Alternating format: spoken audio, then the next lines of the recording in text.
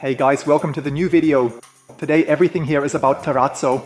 Today we're going to take a look at how to make terrazzo, what you need to pay attention to, how to grind and polish the surface, in other words, the whole process.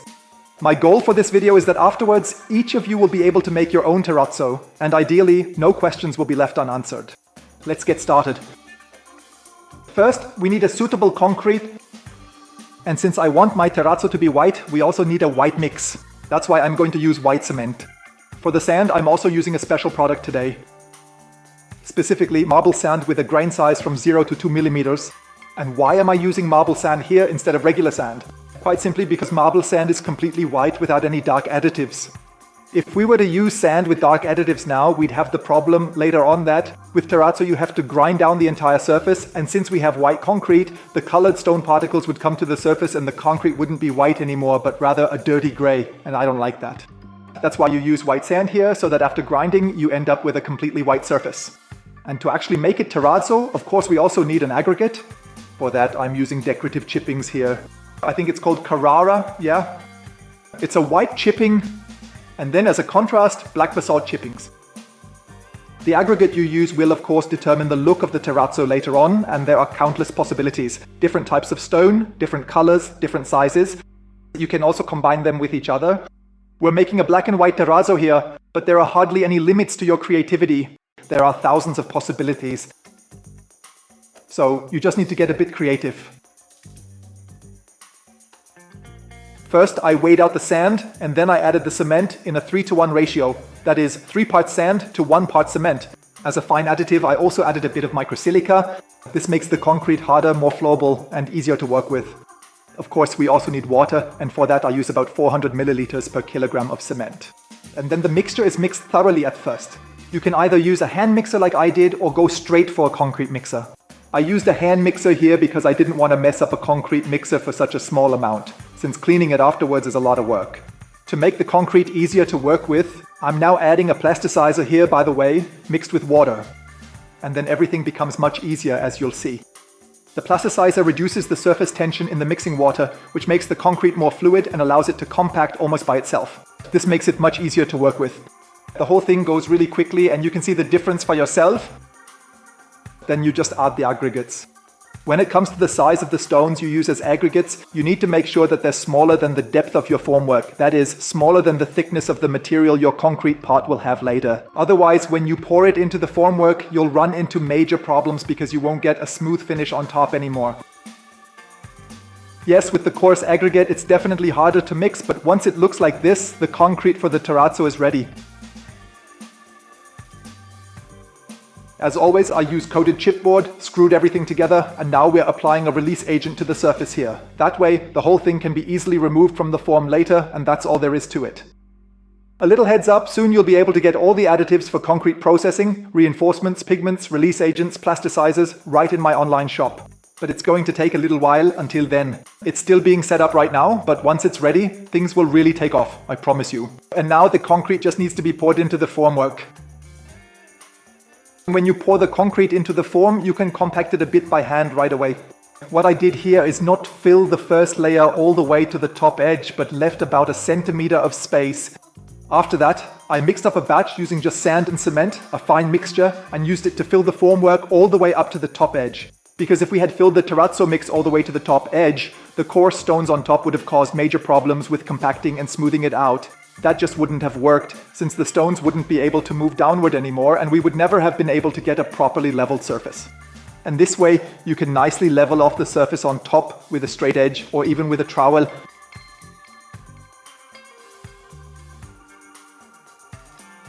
Hours. At these temperatures, that's actually a bit long, because basically, it's better not to let the concrete harden too much, since you still have to grind the entire surface. And it's much easier to grind if the concrete isn't fully cured yet. But it'll work this way too, you'll just spend a bit more time on it. Here you can see the demolded surface, and it turned out really well. Although with terrazzo it doesn't have to be flawless anyway, since it's going to be ground down later. So I have to say I really like the color of the marble so far. It really looks classy. So let's continue with the grinding. Now my concrete grinder is coming into play again. I haven't used it in a long time. This is a special grinder for concrete with a diamond disc. But if you don't have something like this, that's no problem at all. You can get these discs as attachments for any angle grinder. So yeah, you can find them at any hardware store. This one even has a dust extraction feature. That's really handy because grinding the surface is a pretty dusty business. Alright, let's get started. The grinder has a lot of power. It's always important to set the grinding cup down flat on the surface because otherwise you'll end up making grooves in the surface that are hard to grind out again. And of course you should also work with even pressure so that you get a uniform sanding result in the end. And as you can see, the concrete has already hardened quite a bit. There's still a lot of work ahead of me.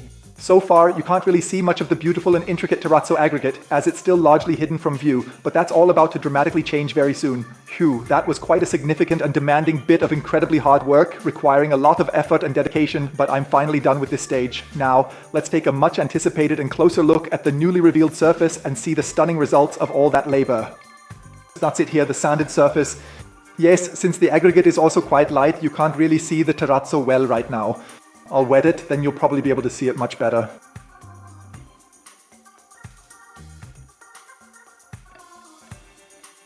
Yes, now you can see it much better, including the light stones in the terrazzo. If you take a closer look at the surface now, you can see that there are still a lot of air pockets and imperfections. We don't want it to be like that. Later it should be completely smooth and also polished, so we need to remove those now. For this, I simply mixed up an extremely fine-grained mortar made from marble powder and white cement. And with that, we're going to roughly fill all the holes on the surface. For the mixing ratio, I used 2 parts marble powder to 1 part white cement. Theoretically, you could have used other fine aggregates, but I used marble powder here because it has the same color as the marble sand. After all, it's basically just finely ground sand. And that way you won't have any color differences on the surface later. The important thing is that the mortar is extremely fine-grained, so that even the smallest pores on the surface can be closed with it. Now you can go over it again with a slightly damp cloth, and then the holes will be sealed as well. Yeah, that looks good so far. We'll let the mortar harden completely until tomorrow, and then we'll continue with the final surface finishing. The whole thing still needs to be polished.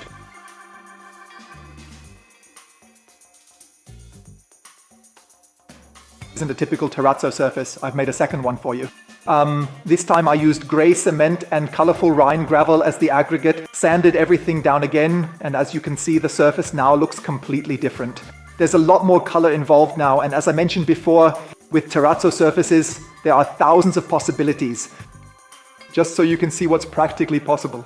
Let's keep going. We'll do the next step outside. Now I want to polish the surface to a high gloss. I'll do it wet because it's easier, and honestly, I don't want that mess in the workshop. For polishing, I use a wet grinding machine with different attachments. These are diamond pads with grits ranging from 50 to 3000. And as you can see, the grit doubles with each sanding pass. So, let's get started. I definitely recommend using a splash guard for this job. Even if it's just an old garbage bag, it still helps. Let's start with the 50 grit. Polishing surfaces is actually a pleasant task. I quite enjoy it. However, back then I didn't buy the optimal tool for this. You can see this is a wet polisher, but it's an angle polisher. You can tell because the head is angled at 45 degrees at the top, which is actually meant more for edges. For such smooth surfaces, it's not completely ideal. It works too, but it's not as easy to work with. So next time I would buy a different device for this. I mean, at least a machine where the head is angled at 90 degrees. When polishing, you should also work with even pressure and basically just let the disc glide over the surface. You can tell quite well when the surface no longer offers any resistance.